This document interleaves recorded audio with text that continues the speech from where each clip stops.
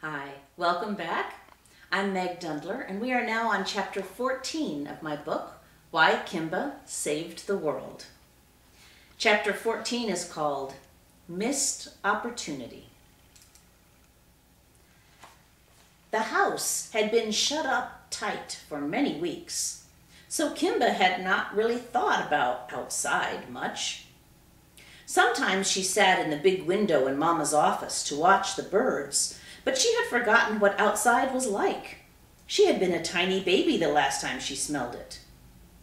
Now outside was all she could think about. That night, Kimba had pondered whether or not she could accomplish her next mission. The first had been easy, rub fur on people. No big deal, she did that every day. But now she was supposed to find a way to break one of the biggest rules in the house, to get past the no-nos.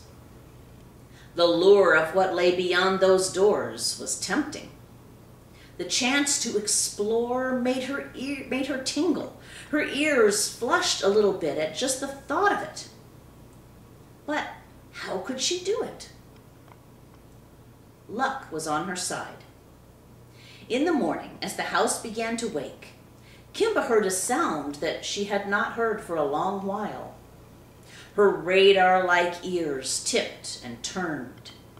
Yes, somewhere in the back of the house, maybe in the bedroom, a window was being opened.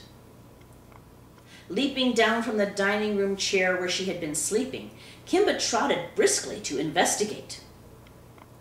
By the time she arrived, Miss Fatty Cat was already there, and she could see Hero's nose sticking out from under the bed, meekly wondering about the commotion.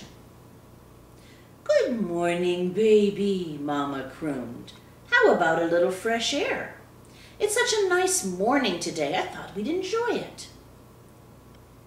With Mama present, Miss Fatty Cat backed off, and the open bedroom window was left free for Kimba. Without hesitation, she leapt onto the ledge. Seeing Fatty Cat move away, Hero slunk out from under the bed and joined her sister at the window. They both took long, deep breaths of the air that smelled so different from inside the house. Kimba could smell the trees and the grass and the dirt and the wood chips in the flower bed. And there were many, many smells that she could not identify.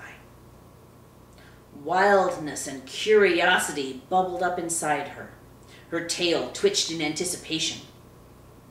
Yes, I want to explore out there, Kimba realized. She had been chasing fake mice and strings for too long. She could feel it in her bones. It was time to dig her claws into the grass, to climb a tree, but mostly to chase something that could really run. How to go about getting outside was a different matter altogether. The people in the house were quite determined that the cats in the house stay put. Buddy was the only cat who crossed through the doors at will, but he mostly stayed on the outside of things. Even during a very crazy loud night of rain and wind that Mama had called Hurricane Ike, Buddy had chosen a secret outdoor hiding spot over the comfort of the house. He was a wild boy, Mama said. Kimba didn't think she needed that much outside time, but a little would be exciting. And then she could show Regalis that she really was focused on learning about her true heritage and what plans there had been for her life. Maybe then Regalis would tell her more. She was awfully curious about so many things that he was withholding. She would prove herself.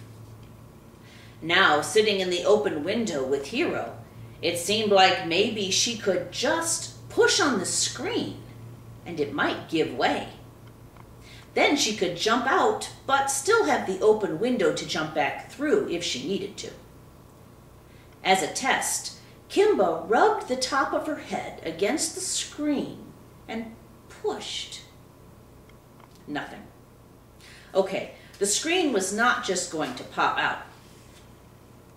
Mama had become occupied with making breakfast and getting the girls off to school, so Kimba tried a more aggressive approach. Sitting up on her back haunches, she put both front paws on the screen and began to push. She could feel the screen begin to bend and bow, but it did not come loose. So she pushed a bit harder, with the tips of her claws now extending into the screen itself. The sturdy screen did not yield. This was annoying, but Kimba quickly realized that she had a bigger problem. That final push had wedged the tip of her front claws into the mesh of the screen, and she was stuck. She tried to pull away, but her claws held tight. She leaned to the right, stuck. She leaned to the left, stuck. She pulled down hard, still stuck. Maybe if she did it all quickly. Hero, entranced by a mockingbird in a nearby bush, had not noticed her sister's situation. As Kimba wiggled and squirmed, Hero remained transfixed until her sister's head bonked her in the shoulder. "Hey," she complained, "there's room for both of us." "Shh," Kimba whispered, "I'm not being pushy. I'm stuck." "Stuck where?" Hero whispered back. "Stuck in the screen," Kimba hissed in frustration. "What do you babies see out there?" Mama called to them without looking up from the scrambled eggs on the stovetop. "Well, just pull them out," Hero suggested. "I can't," Kimba whined, hanging limply from the screen. "They are totally stuck."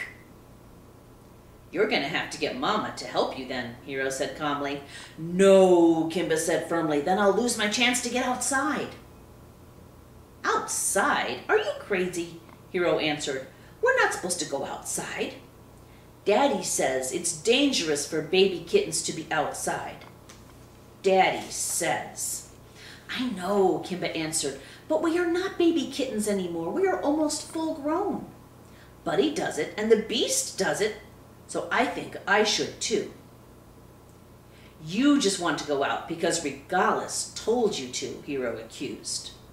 "It's not a good idea at all, but you are just trying to impress him."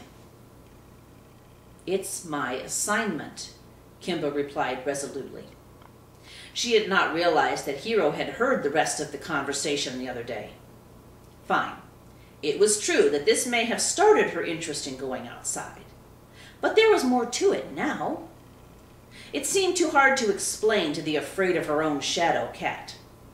So she took the more direct route. "My next mission is to get outside and report back. And that's what I'm going to do," she said clearly. "Well, I'm not going with you," Hero said angrily, "and you can figure out how to get unstuck all by yourself." With that, Hero jumped down from the window and stalked back under the bed. Kimba was left sitting up helplessly on her haunches with her front claws stuck in the screen. Finally, she started to twist her head and shoulders around wildly, hoping to pry her claws loose. "Mama," she heard Leia say, "look how cute Kimmy is." Oh no. Mama was sure to notice now, and Kimba knew she'd be in big trouble. Mama looked up from the sink where she was now washing dishes. She paused for a moment to ponder Kimba's interesting position. Kimba tried to look relaxed and normal, but her shoulders were getting uncomfortable. Her head twisted awkwardly, trying to see what Mama was doing. That was all Mama needed to see. "Oh, baby," she cooed, "are you stuck?" Now I'm in for it, Kimba thought. But Mama simply walked over to the window and very gently unhooked her claws one by one from the mesh of the screen. Kimba wiggled and squirmed against such fuss and bother, but she knew she didn't have much choice. In a minute, Mama had every claw cleared, and Kimba was free. Free, but not free, Kimba thought. While she was glad her claws were loose of the screen, she knew that this way of finding her freedom outside was not going to work. She jumped down from the window in frustration and stalked away, her tail held high. Watching the birds had lost its appeal. Without hesitation, Miss Fatty Cat jumped up in her place and squatted down, intent on a grasshopper in the grass. Kimba didn't care. Let her watch. Kimba had bigger goals. She had been born outside and free, and she was going to find a way to get there again. And the chapter ends with a picture of the real Kimba and Hero in our Houston house window. I don't think she ever got caught in the screen in Houston, but she actually did just last night, was trying to get to a wasp that was on the other side of the screen here in our Arkansas house. And she did get her claws stuck in the screen, and actually Daddy helped her get them free because he was in the room at the time. Thanks for joining me. I hope you'll come back next time.